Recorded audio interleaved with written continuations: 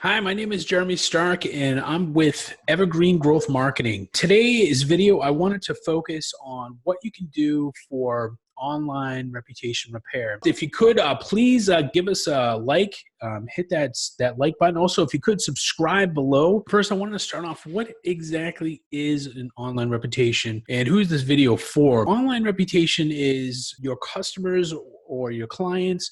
They leave feedback on some outside review sites, and the main one that I'm talking about is Google. There's also Yelp, and there's so many other different ones that vary according to the industries that there are out there.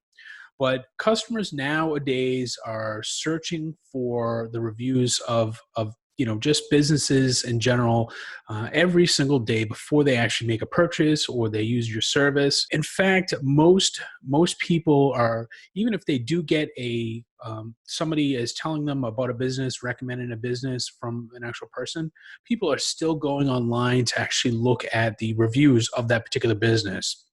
So it's vital. It's very vital for you to make sure that that you do have a clean reputation out there with your customers.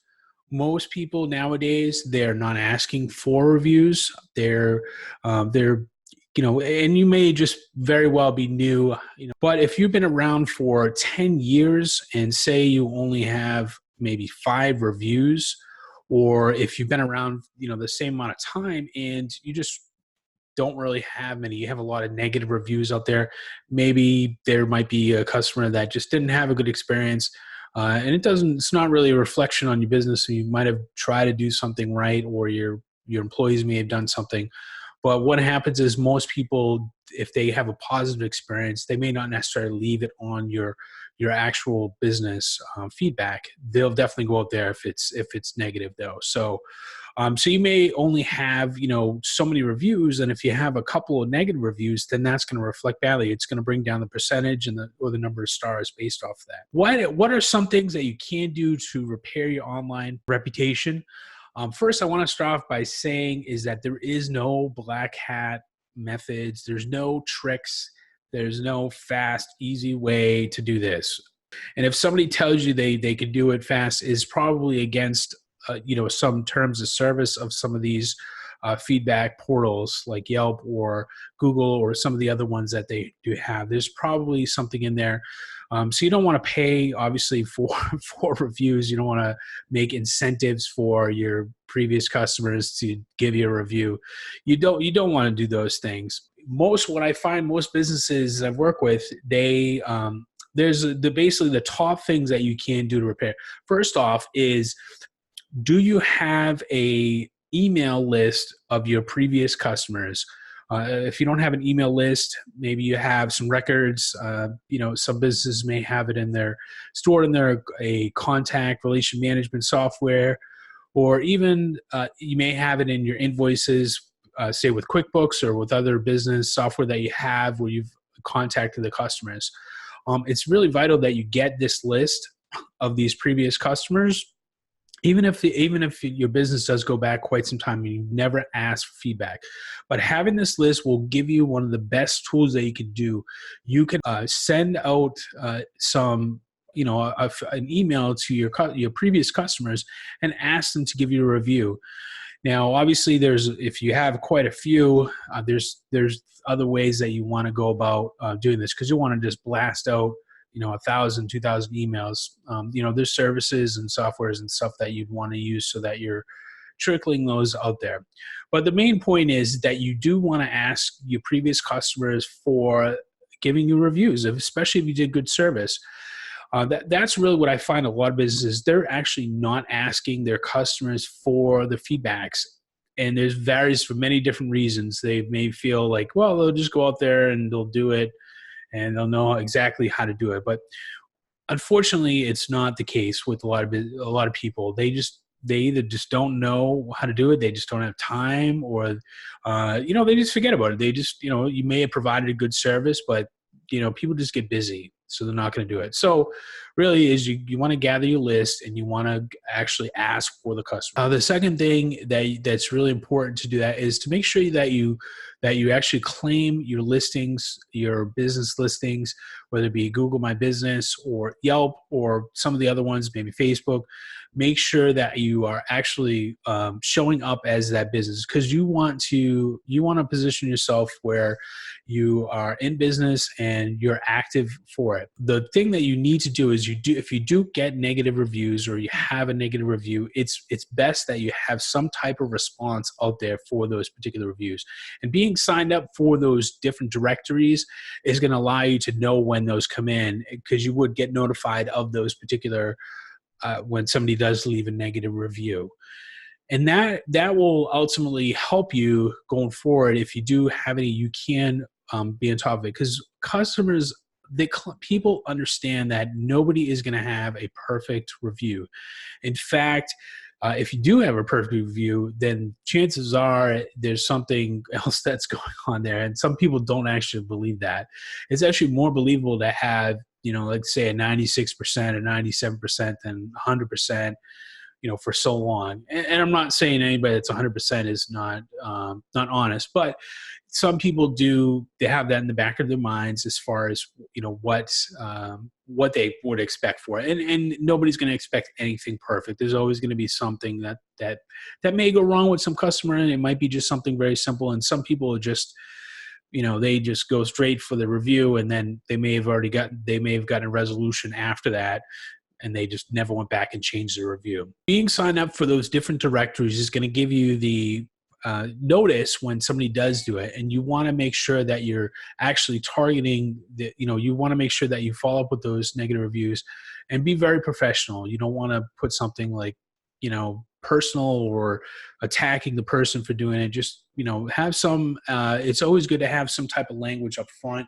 that you can use for all of your responses, and certainly varied up if you know what the particular issue is, or that customer that you do know, then it's a good idea to just kind of make it a little more personalized. Third one that you want to make sure you are doing to help with your online reputation repair is you want to actively engage the customers. And I said, if you have, the first one is you basically want to have a list of those. But going forward, you want to immediately present a way that's easy for your customers, your future customers, to respond to that. It could be something very simple as an email reminder that gets sent out to them after they've made the purchase of your service, and just following up with them and asking them for their feedback.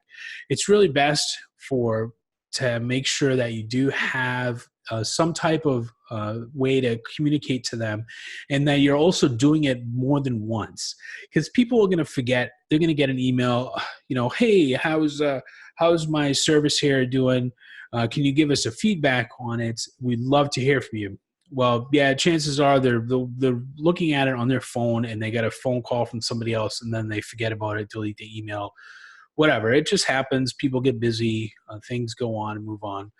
But if you're sending them a second and maybe a third one, then chances are that they may respond to the second and third one. In fact, most people give up after the first one. I recommend you always send out 2 or 3, at least no more than 3, because if they haven't responded by 3, then you don't want to sound too spammy or asking. But 3 is usually pretty good, and you space them apart, maybe 4 or 5 days apart. It's really good to have some type of autoresponder if you do have that, or some services that you can use to help handle that piece of it, because if you're managing your business, you might not have the time to just physically send out one email at a time. But those are the 3 ways to really help your online reputation repair.